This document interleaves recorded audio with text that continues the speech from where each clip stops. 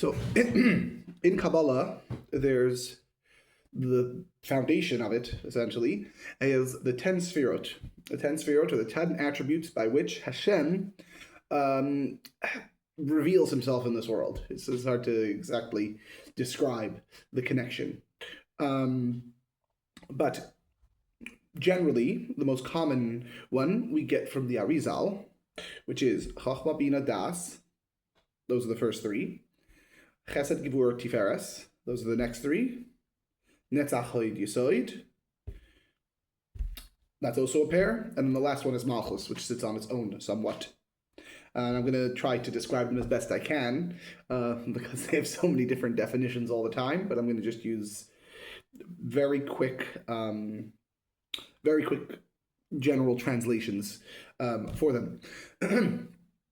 Chachma is defined as the beginning of wisdom. The way it's described, when you're stuck on a problem, you come out to an idea, and that idea, comes as a flash, a lightning bolt that hits you, but it's not fully fleshed out yet. You just, it's like, it's dark in the room, and then for a moment somebody turns on the light, or there's lightning outside, and it just illuminates the room for a second, and you see what you need, and you see, you see the path, the way you need to get out of the room, but you're not ready yet. You don't have it crystallized. You couldn't share it over. You can't. You don't have the abilities. You haven't grabbed it yet, but you know it's out there, so to speak. Bina is then taking that flash, sort of beginning to follow that path towards exiting the room or coming to the solution. And that takes more internalized work. You move inward, and you really begin to dissect and understand and appreciate and break down what it is you saw, and until you finally you reach a level where, I got it, okay, good. It started off as just this initial burst of understanding, and now it's all fully fleshed out. And in my head, everything is in the head. Everything in Bina, it's completely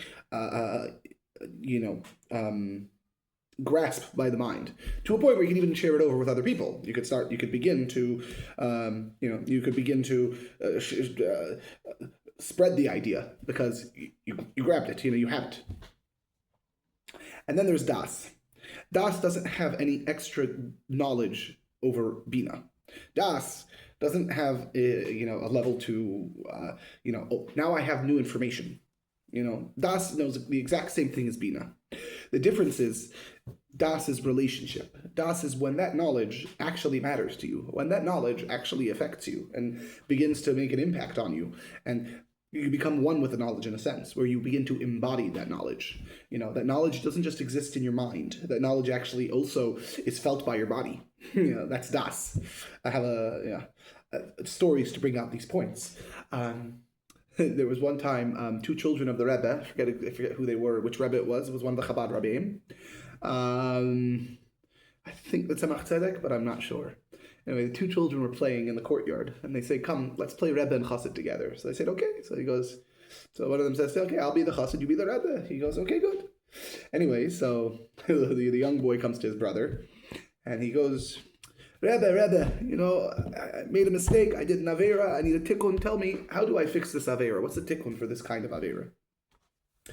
And the Rebbe, the play Rebbe said, the tikkun for this, it writes in this Sefer somewhere, or whatever, the tikkun for this is 40 fasts, or whatever the tikkun was supposed to be for such a type of Avera.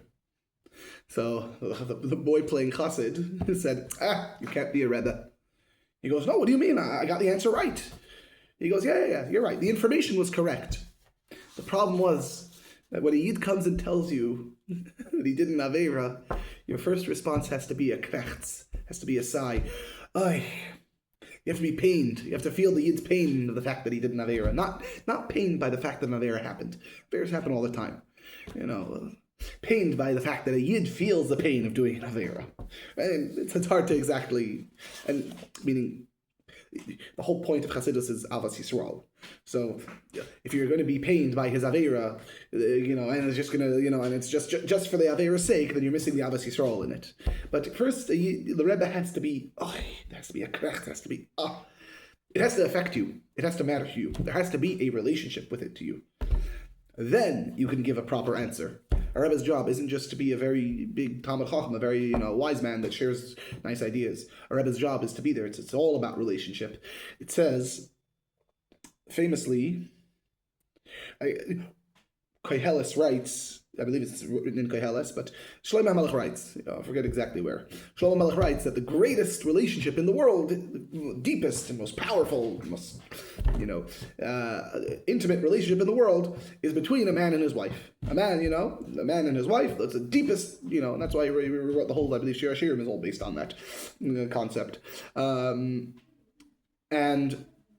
I forget who said it, but somebody said, I think it was a big chassid from the Alter Rebbe.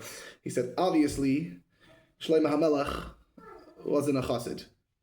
Because if he was a chassid, he would know the deepest, most powerful, most intimate relationship in the world is between a Rebbe and his chassid. That's vice versa. That's actually, But one last story to bring out this point about the difference between Bina and Daas, which I think it's very apropos. Aristotle was a professor of ethics. He would teach people how to live a good life, how to live the correct life, the upright life, etc. And one time Aristotle was he was sitting in a field with his students, and just the day before he was teaching ethics and being, standing for the oppressed and the poor and those under you. And mitamol, he comes. Aristotle was all of a sudden there was a squirrel running in the ground, or some small creature, and Aristotle was taking it and literally torturing it. Like kids play in the yard, and and just hurting the poor little thing.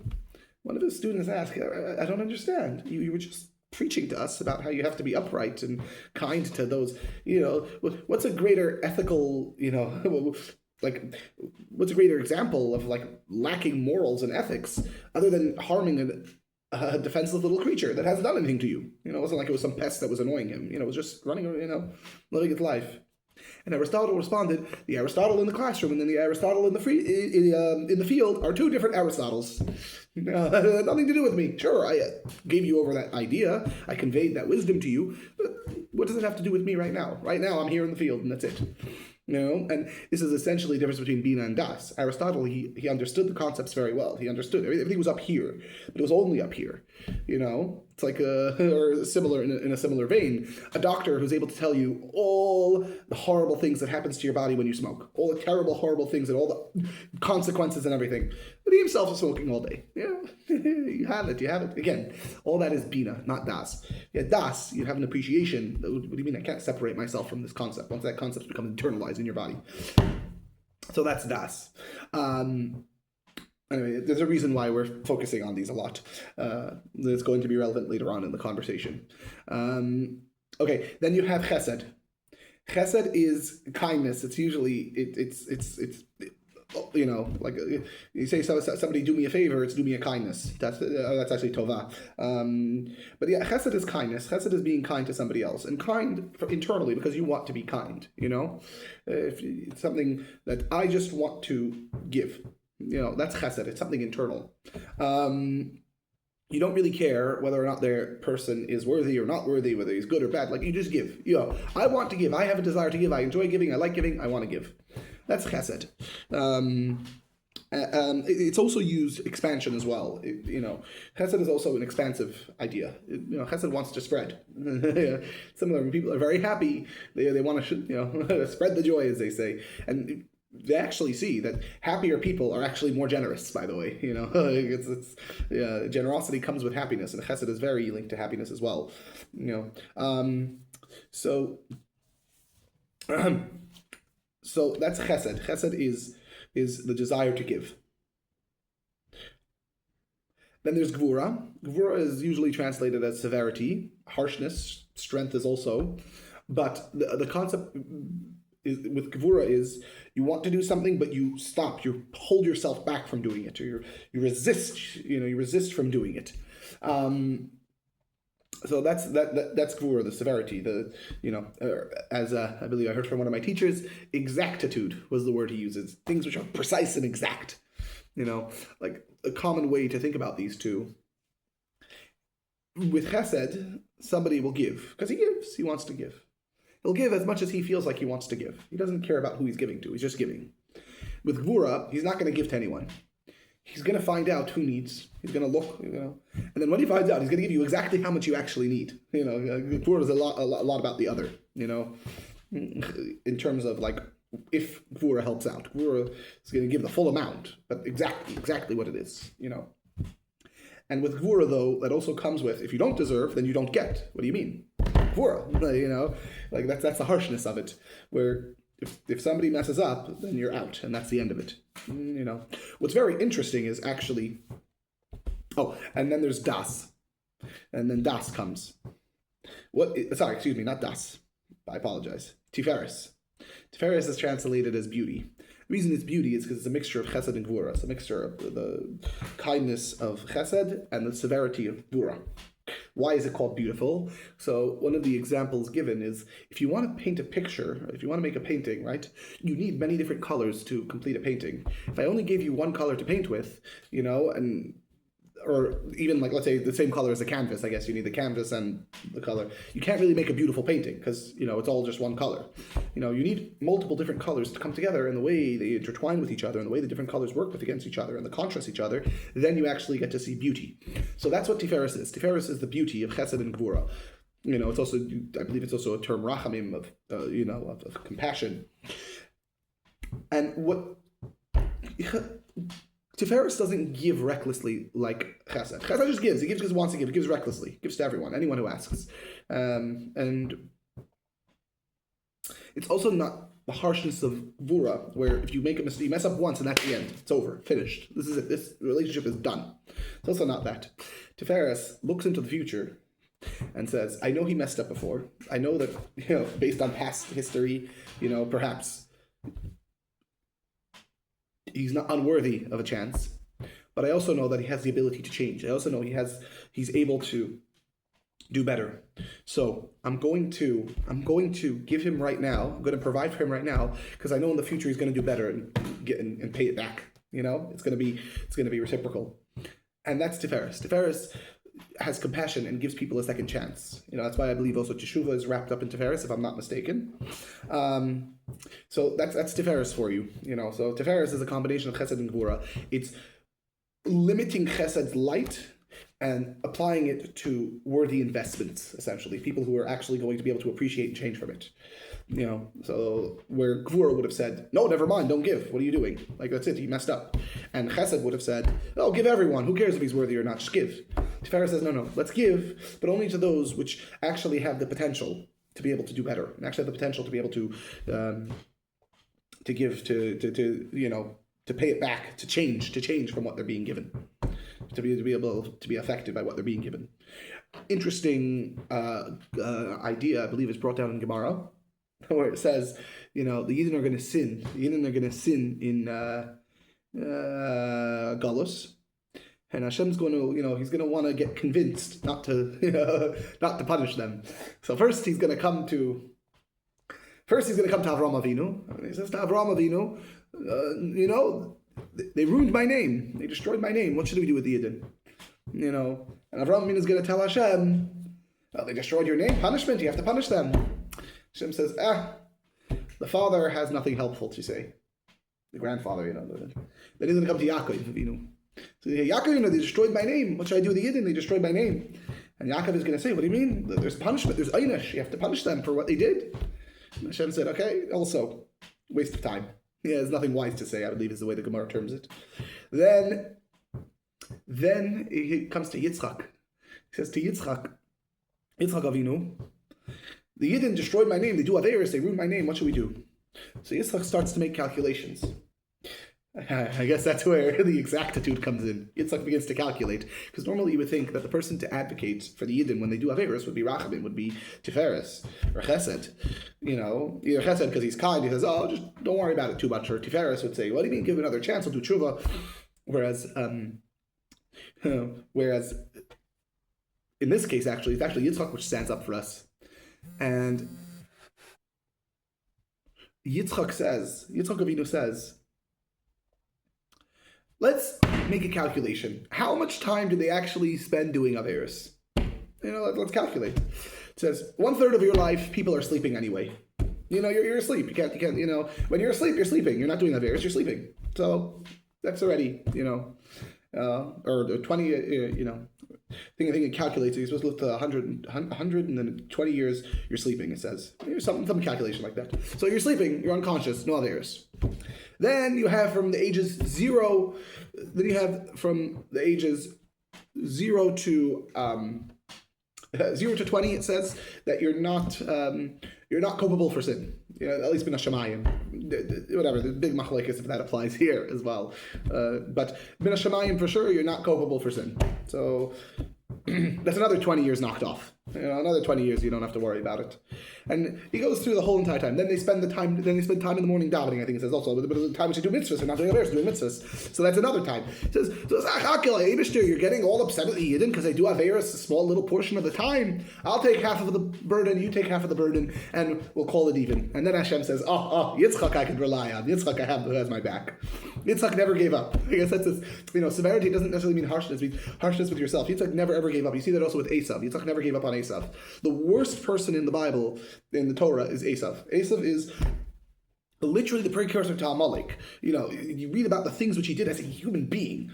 Just Avodah Zara, Shvichach Damim, Gilai Rayas. He would literally incestual relationships, the worst of the worst. And Yitzchak never kicked him out of the house. Never said, that's it, get out. Even though it caused Yitzchak to become blind. It says that Esav would marry women who would do Avodah Zara. They would do Avodah Zara in the house, and then the smoke would go into Yitzchak's eyes, and Yitzchak would become blind. Even so, imagine your son blinds you, and don't worry about it. Stay, you're fine. But yeah. Anyway, I digress. So that's Chesed, Gibur, Tiferes. Then you have Netzach, Hoid, Yisoid. These three are essentially each of them are connected on higher levels. So the way to describe it is the first three exist in the brain. Chachma, Bina, Daas are three intellectual ideas. Even though Daas has a connection between the intellectual and the emotional. But Chesed, Gevurah, and Tiferes are the emotional ideas, are things internally inside of you emotionally. Netzach, Hoid, Yisoid is already once those three things. Like when you plan, when you use your kindness. Netzach literally means victory. Hoid means glory. Again, these are very, very not great translations, but we do our best. Yisoid is foundation. And Yisoid is foundation. Or otherwise, source. It's, again, not great. Again, not great translations. But anyway, the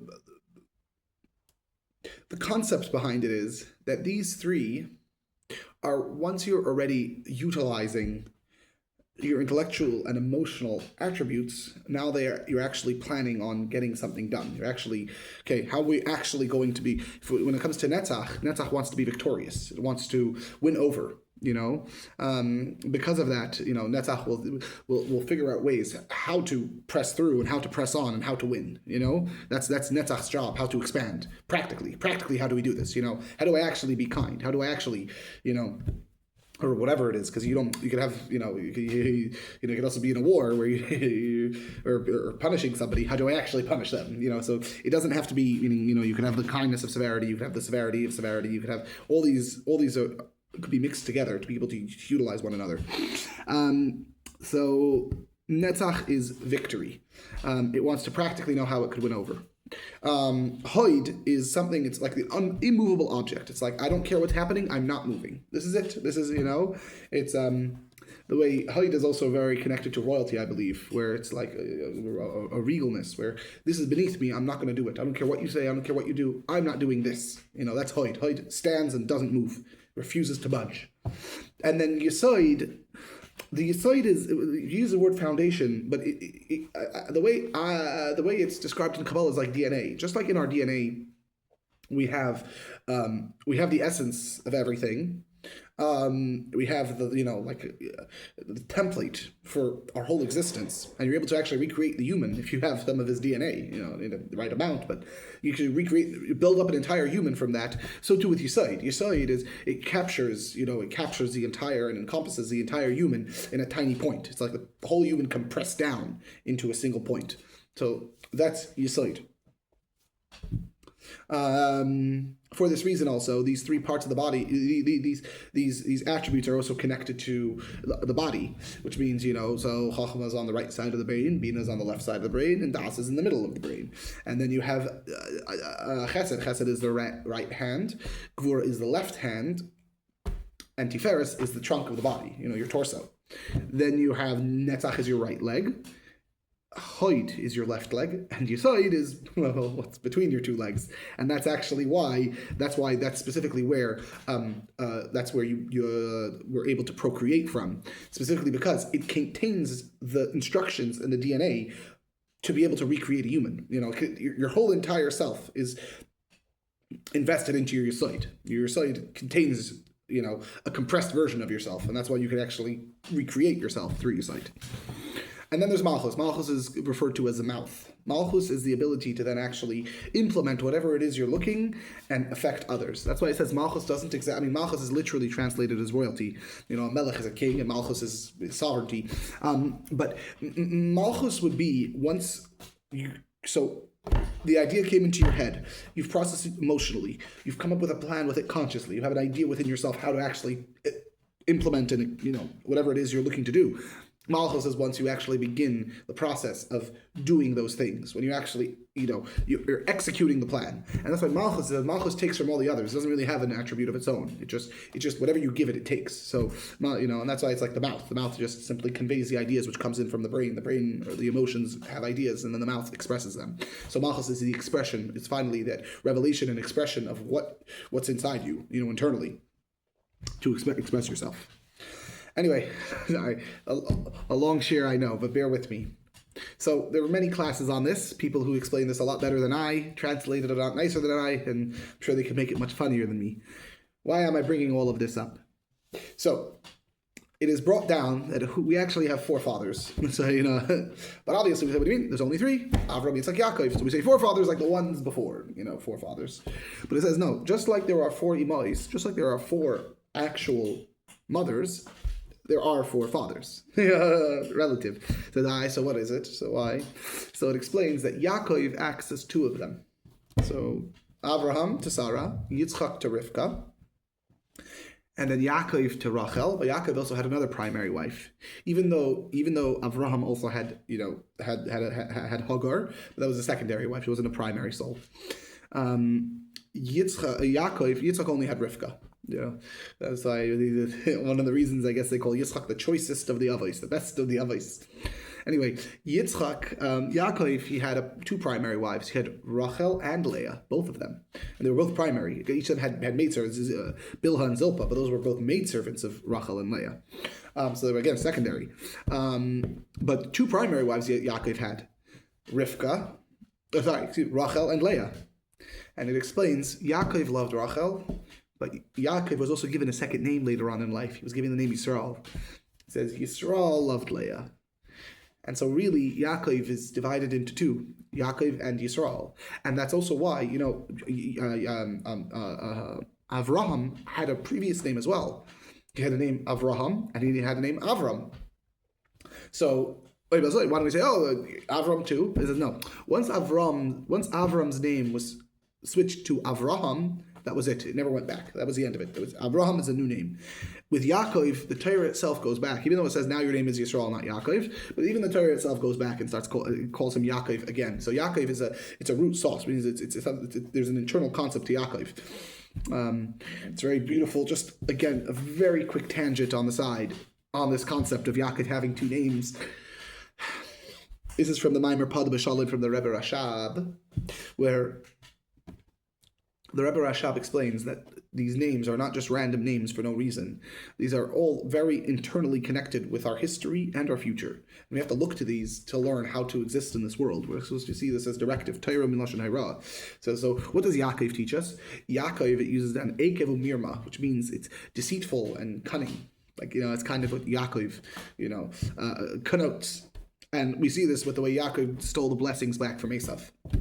He was deceitful and cunning. And that's one way to approach the world. There's a way to approach the world that's deceitful and cunning. But then there's a pada b'shalom way to approach the world. Pada b'shalom means you release my soul in peace. And then it's like Yisrael. What's Yisrael? Yisrael is like a sar. Sar is a minister. So, ministers don't have to be deceitful or cunning. They walk in with the royal symbol of the king, and they say, this is what the king says, and people give willingly and happily to the king. So, that's Yaakov and Yisrael, how to approach the world. Sometimes you have to approach the world cunningly, or approach our own souls, to be honest. Our Nefesh HaBahamis is in the context of this. Sometimes you have to approach the Nefesh HaBahamis cunningly, our animalistic souls cunningly and deceitfully, and other times you have to walk in like a sar, like a king, like a royal minister, straight and direct. So those are the four Avos: Avraham, Yitzchak, Yaakov, Yisrael. Okay, that's but now we have another problem. This is brought down that sometimes Adam Arishain is actually used instead. Actually, so who are our four Avos? Adam, Avraham, Yitzchak, Yaakov. Those are the four Avos, really. Adam is included. So which is it? Is it Yisrael or is it Adam?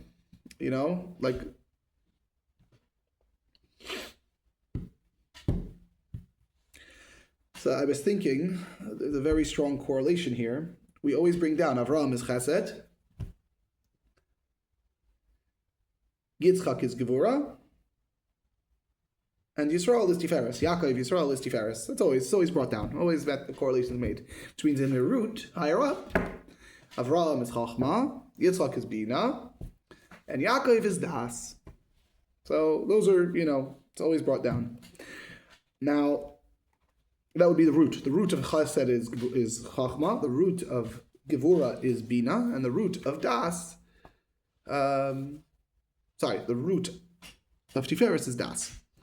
I was thinking, we know that all this was explained according to the Arizal, like I said at the beginning of the Shir, that the Arizal brings down, these are the 10 Sefirot. But if you go to the Ramak, who was another Mekubal, he actually says, no, the correct way you read the Sefirot are Keser. Keser means crown, something that exists above the body, something beyond.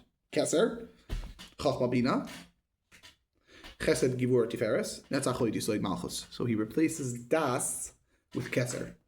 So instead of Das, we have Keser.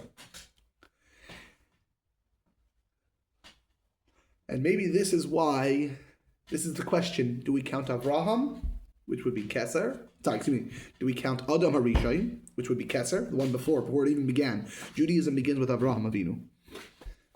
Adam Harishon, even though, technically we say he wasn't Jewish. It's hard to say. What do you mean? He's the father of Avraham. But Adam Harishon would be like Keser. He'd be one that came all the way before, even beyond, before the beginning of the body. So do we count Keser, like the Ramak, which would say Adam Harishon was one of our forefathers? Or do we count Das, which would replace Yisrael, with Adam? So, just very interesting how things all tie in, and it's the physical manifestation, essentially, of two conflicting ideas in Kabbalah. It's, we say, Elu ve'elu divrei Elikim chayim. This one and this one, both are the words of the living God. So you have a machlokes. We don't say that by halacha. Halacha, you have to find the right halacha.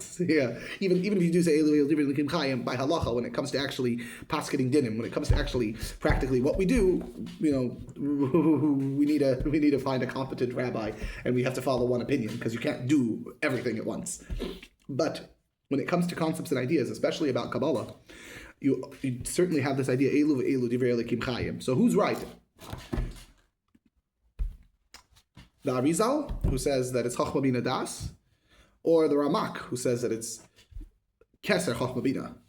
And Elu ve'elu divrei Elokim Chaim. And you actually see a physical manifestation of this. With, do we say Adam, Avram, Yitzchak? Or do we say Avram, Yitzchak, Yisrael? So that's, or Avram, Yitzchak, Yaakov, as we traditionally say. Anyway, just my thoughts on the matter. Something to think over. Have a wonderful day.